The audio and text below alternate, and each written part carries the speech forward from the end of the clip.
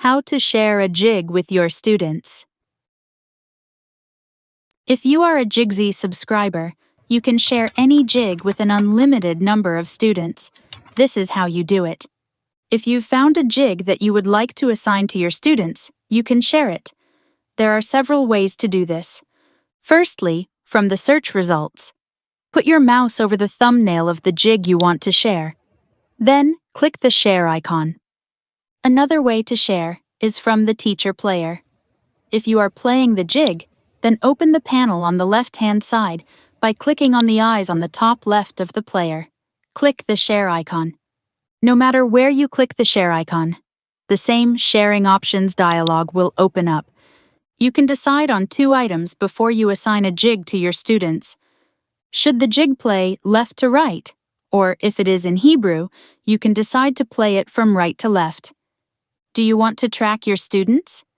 If yes, then toggle the scoring and assessment on. This will ask the student for their name when they start playing, and you will be able to see their progress on each screen. Now, click the option Share with Code. Type in a name for this code so that you will be able to identify it later in your classes. You can name it for the whole class, for a small group of children, or even for one child. Click the blue button to create the code.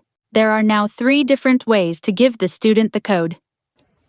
Copy the code and write it on the board in the classroom.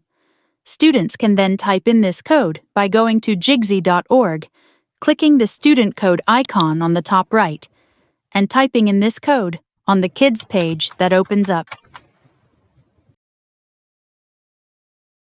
The second option is to copy the URL and send that to the student. This will take them directly to the JIG. I would recommend this method.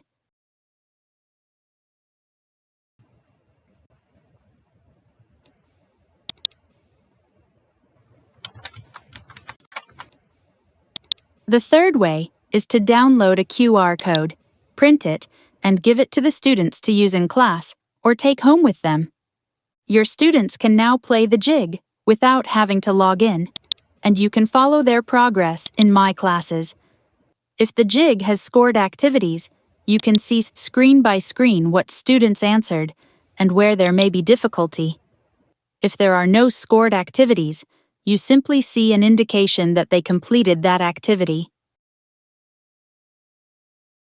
I hope you are now able to share a JIG with your students.